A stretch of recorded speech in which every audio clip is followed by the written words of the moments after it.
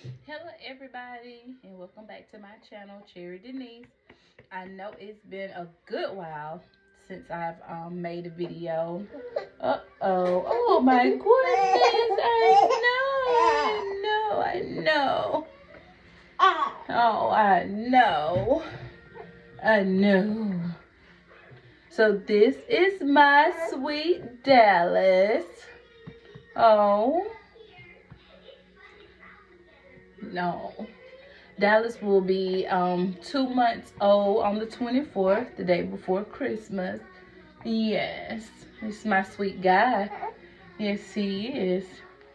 So I was sitting here trying to do my hair because we're taking pictures tomorrow. But Dallas has other plans for my life right now. So this is my second take on this video because I started it.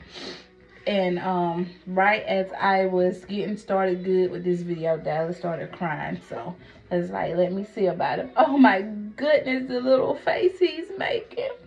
What's the matter with you? What's the matter with you? He's been sleeping pretty much all day. So say it's time for me to get rowdy. Oh, the little lip. No, don't cry. You wipe your little face off. Yeah. Oh my goodness. Say, Mommy, that's cold. That's cold. That's cold. I'm sorry. I should have got a warm one, huh? I should have got a warm one. Well, I've done Kamari and Ava's hair today. I should have done my hair yesterday, but I was being lazy. Yesterday was a lazy Saturday for everybody. We woke up late, got started late with the day. It's just been crazy.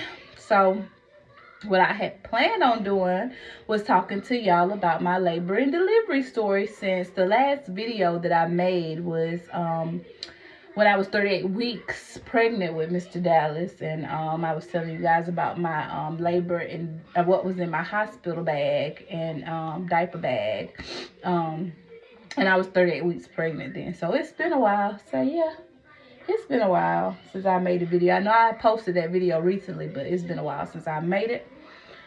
So I guess I was sitting here and I was just doing my hair. I got the kids' hair straight, and I was like, you know what? While I'm doing this video, I'm just gonna tell you guys about my labor and delivery experience.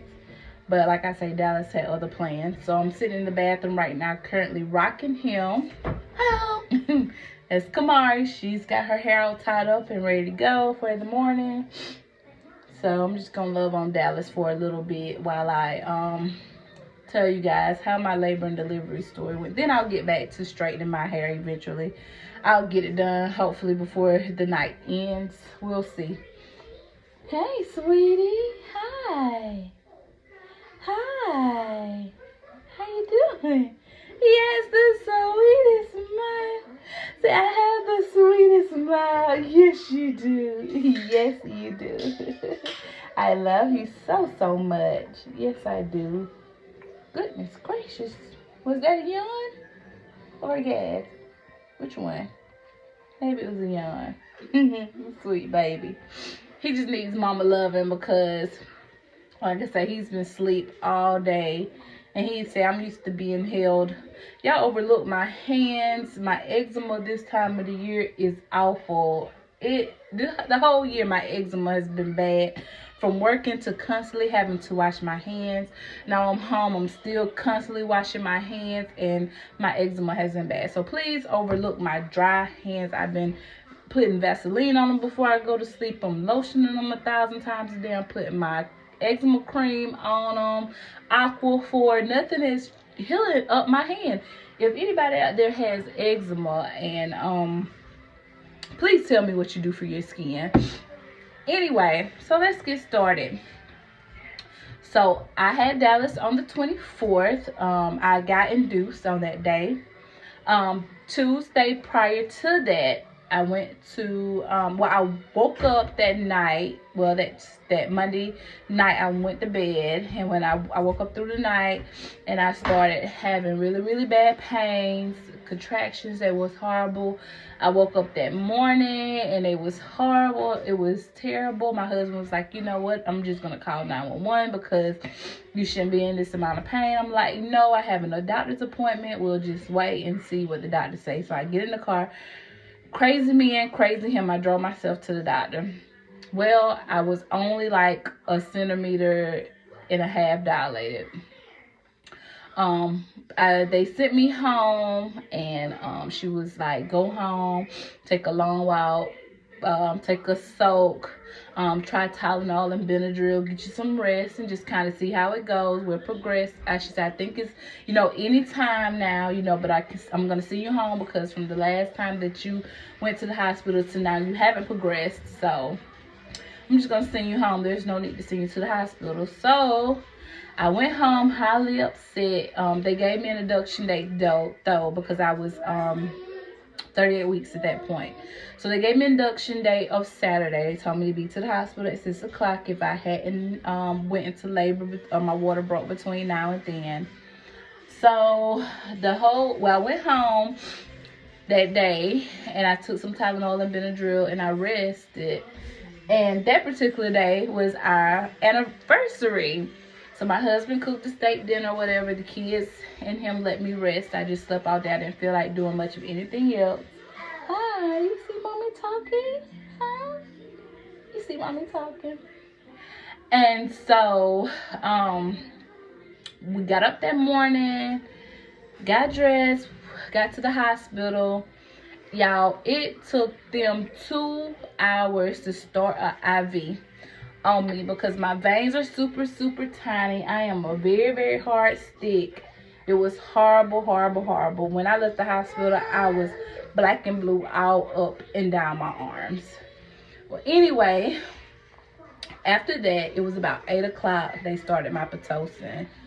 They told me that they would increase it every 30 minutes. So I had a midwife. She was wonderful. I love my midwife to death. And so because I was doing a VBAC, the doctor had to be there too. So the doctor came in and after they started the Pitocin and checked me, and I hadn't progressed since my doctor's appointment. Hi. Tell everybody hi. Hi. This is Miss Ava. Say hey. Oh, excuse me. Say hey. Hi. Ava got her hair done earlier too. She's photo ready. It's hot. Oh, give me love, baby. I love you. Give me kisses. Give me kisses. I love you. Yes, mommy. Yeah. Go play with Kamari. Go exercise with Kamari, okay? So mommy can talk, because see, she'll stay here and she'll out-talk me. Yeah, you out-talk me. Go in there with Kamari. Yeah, go in there. Go watch cartoons. Go watch cartoons or exercise with Kamari. Go on. Ava. Yes. Go exercise. Huh? Go exercise or go watch TV. Huh?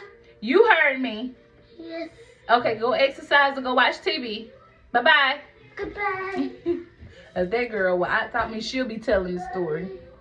But anyway, so once they checked me, after they started Pitocin, mind you, it was 8 o'clock, between 8 and 8:30. The doctor told me, because I was having a VBAC, if I had not, he was gonna let me labor until 12, and if I had not dilated any more than what I had, he wasn't gonna go any more than that, because I probably wouldn't dilate anymore because I was having a VBAC, and they was gonna go ahead and do a C-section, which I did not want that. Did not want that at all. Not at all. But I understood situation, circumstance. Well, anyway, my best friend ended up coming to the hospital. My sister, she had a graduation dinner that night, and she stayed with me the whole entire time. I appreciate that so much because I needed her love and support.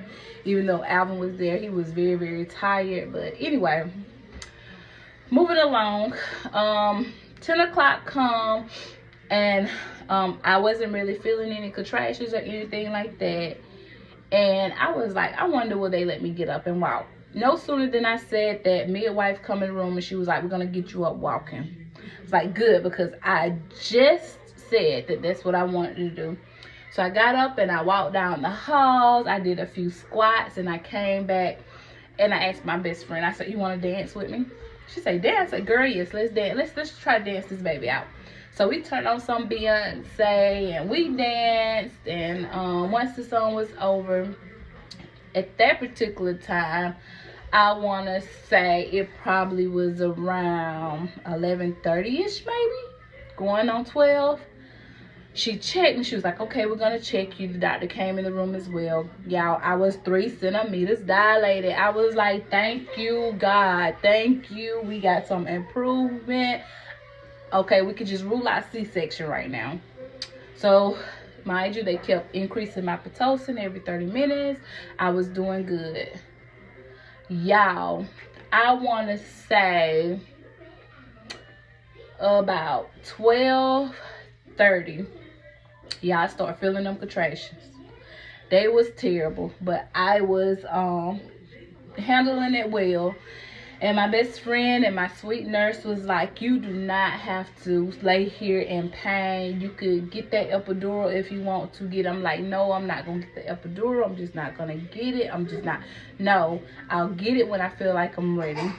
Well, I labored for maybe about 15, because I was like, my best friend was like, okay, when you going to get it, girl? You heard? I was like, okay, in about an hour, I'll get the epidural. So I laid there for about 15 more minutes, and she was like, you don't have to go through this pain, honey. Get the epidural. I was like, okay, I'll do it for about 30 to 45 more minutes. And I laid there for about 15 minutes. I'm like, nope, I can't do it no more. It's gotten too bad. I need the epidural. So I called the nurse in. They set everything up, and my best friend and Alvin, they both had to leave. I'm gonna lay him down on his spot because he is went to sleep.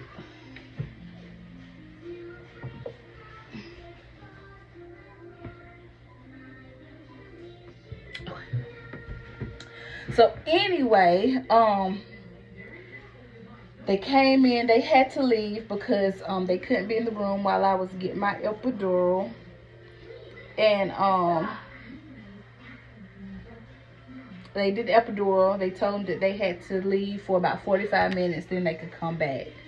So my best friend lived close to the hospital, so my husband just went over to their house and was chit-chatting with her husband. And my best friend went and got her nails and toes done for her, dinner that night. And by the time that was done, they had to stick me like 3 times because I guess my hips were not aligned properly when they stuck me the first time with the needle. I could feel a sharp pain on my right side all down my legs. I was like, wait a minute, that hurt. So I told her I was hurting it. She stuck me again, and I was like, that still hurts. So they end up shifting my left hip. They elevated a little bit, and then the 3rd time she stuck me, I didn't feel anything. So it took, and I'm telling you what a relief it was. I had Kamari and Monroe, my first 2. They're 12 and 11. I had them natural, and I just don't understand how I did it then because, honey, I'm telling you that epidural was giving me life. So, mind you, I was only like 3 centimeters before the epidural. Once they finished the epidural, and I remember while they were sticking me, I don't think it was my water, but I can remember telling them before they gave me the epidural that my bladder was full, and they was like, well, don't worry about it, we will put a Foley in once you get the epidural going. And I remember once they stuck me in my back, I remember telling the nurse, I was like, oh my God, I'm pissing everywhere. And she was like, I was like, yes, I am pissing everywhere, I'm so sorry. She was like, it's okay, that's why we wear these shoes, it's okay. I remember saying it. It was funny. And Okay, buddy. Okay, he's like, mommy, hold me, mama, I need you. Well, anyway, after the epidural, they came back in and they checked me. I was at 5 centimeters. So I called my Alvin. I called him. I was like, listen, you need to make it back to the hospital. I'm at 5 centimeters. So he made it on back to the hospital. I remember the doctor telling me, you got your epidural. Just rest. Take your good nap. Just rest. And I remember them turning me on my right side and elevating my leg in the stirrup. And so I was resting. I had my little music playing. By the time my husband made it back to the hospital, about 15 minutes later, my best friend made it back. And so I remember being turned to, well, right after the epidural, I started feeling like I had to throw up. I do remember feeling like I had to throw up. And they said it was because my blood pressure was dropping. They kept having to give me medicine to, you know, make my blood pressure go up. And they said it was normal after you get an epidural. So I just kept feeling the urge to throw up. So I never did, though. Thank you for that. I'm glad I did. Well, anyway, they end up turning me back to my right side. And my best friend and my husband, they were keeping me entertained. I tell them all the time they're another Martin and Pam, because they fuss just like them. So they was keeping me entertained. I was laughing. They was keeping the nurses and the doctors entertained. It was a slow day for them. And so I remember dozing off for a little bit. And I don't know, I felt this funny sensation deep down, like it felt like I had to poop. And I felt the pop. No, I felt the pop. They broke my water after I forgot to tell you, they broke my water after I got the epidural or whatever. So it wasn't my water breaking. I just felt like a pop, and then the sensation of, I think I got to push, but I wasn't sure. It wasn't so much that I had to push, but I felt like something was bearing down. I don't know. I can't explain it. And so I remember laying on my left side at this point, my leg up in the stirrup, and I woke up, and my best friend, I was like, oh my goodness, my best friend was like, you okay? You need to call somebody? I was like, I think I'm okay. I'm going to wait. But in the back of my mind, I was thinking, I think it's time for me to push. I don't know. As a woman, when it's that time, you just kind of know. Sometimes you're thinking, no, that ain't it. But you know. And I was thinking to myself, I think it's time for me to push. But I don't want to call anybody because I don't want to get ahead of myself. Maybe it's just me. So I just kept feeling the pressure in my nether regions. And the doctors and the nurses came in. And my best friend was like, she was on the phone with her husband. And she was like, I'm going to call Jay to come pick me up, and you know, I need to go ahead and get ready for my dinner. You know, just let me know what's happening. If you hadn't had the baby by the time, you know, the dinner is over, I'll come back, whatever. So I'm just gonna wait to see what the nurses say before I go. And my husband, because of COVID, I think once 6 o'clock got there, once you left, you couldn't come back. I think that's what it was. Once you left, you couldn't come back. And so he was like, you know what? I'm hungry. I'm going to get me something to eat. And I'll be back. Good job. I'll be back. So I don't want to get locked out of the hospital.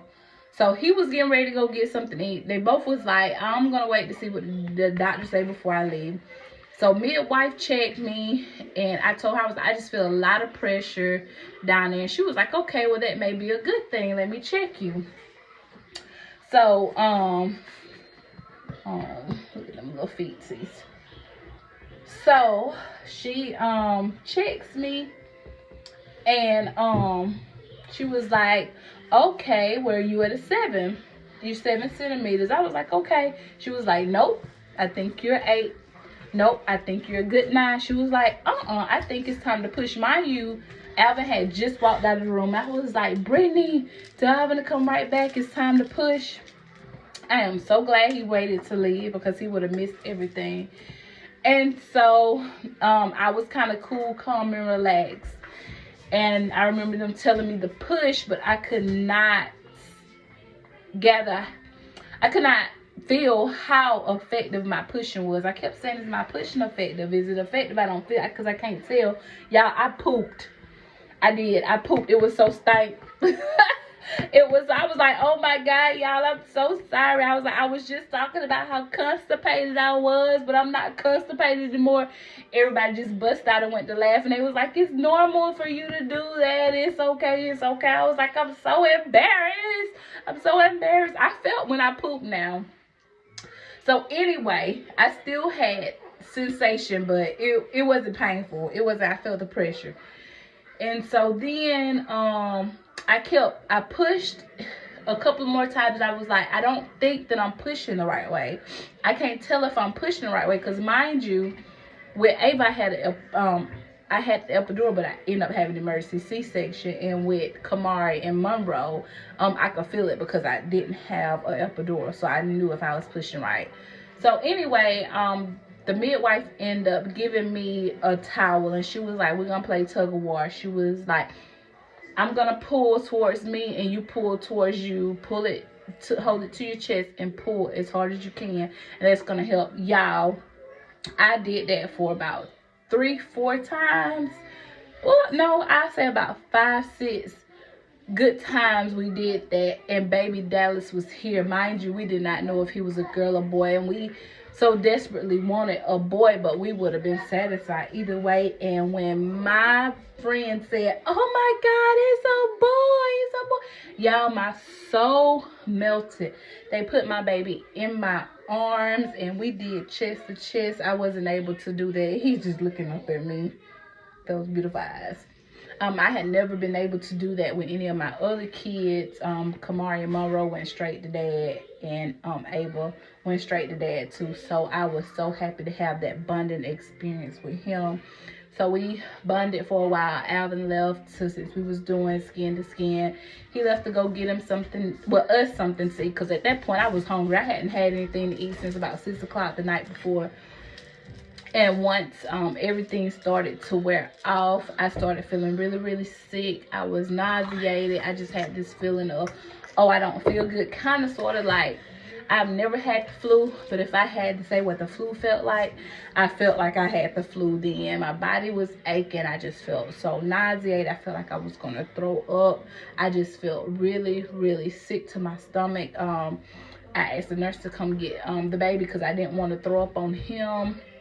And I couldn't describe to her how bad I felt. So she stayed in the room with me till Alvin made it back, and they let me stay in the labor and delivery room until, you know, I ate a little bit. And I think looking back now, and my blood pressure was dropping again, so she had to give me some medicine. So it probably was a combination of my blood pressure dropping and me not having anything to eat since the night before, since 6 o'clock the night before.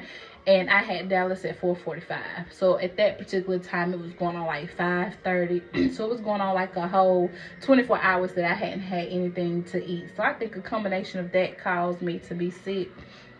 And so, yeah, I say out of all of my labor and deliveries, Dallas was absolutely the easiest. Even Alvin was like, after it was over, he was like, oh my God, that was just so easy for you. Because I was laughing through pushes and contractions, and the doctor was like, okay, we got to get serious. Even though I did not have to push that long, I probably pushed maybe 2 minutes at the most, if that. And he was out. So he was my easiest. I'm so glad I did not have to have a VBAC. You know, I come out of that thing like, child, I had a baby. I can't believe I just had a baby. Kind of the same situation with Kamari. So I could, now where you don't have to stay in the hospital that long. This old bird, I didn't know that, honey. So they told me that I could go home the next day. As long as baby was doing fine, I was doing fine. And I was ready to get home because we had some issues going on at home that I needed to get on back and get my children, child. But anyway, I end up having to stay another night because my white blood cell count was elevated. So they just wanted to make sure that I was fine before I went home, which they say was normal. They never did give me a rhyme or reason to why my white blood cell count was elevated, but they said that was normal after delivery. And the next day, when they rechecked it, it had went down, so I was able to go home that afternoon. So that is my labor and delivery story. It wasn't anything complicated about it. Everything went as smooth could get. If I could do it all over again, I probably would. But your girl will be 34 years old tomorrow. I have 4 babies already. I think I have reached my max capacity of children. We have 2 boys and 2 girls now.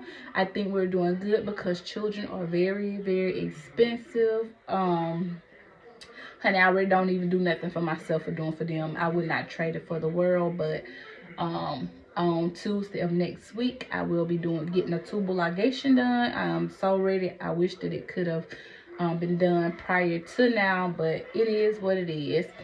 So that is my labor and delivery story, and this is my sweet I hate that I haven't welcomed him to y'all before now, but this is my sweet baby Dallas, who will be 2 months old on the 24th. He is just the sweetest little baby doll, y'all, and he looks just like dad. Say I look just like my daddy. Say my little fat face self look just like my daddy. Hey, she trying to show y'all to me, and I am exhausted. Say I am tired. So that's my labor and delivery story. I'll come back with an update on 2 months and how it's been with Dallas in the next video. But I just wanted to share with y'all my labor and delivery story while I was trying to do my hair, which I thought I was going to be able to get through with it while I was telling this story. But, oh well, maybe he'll let me lay him down so I could finish. But I won't hold you guys up. Like this video and subscribe to my channel. Thank you. Bye.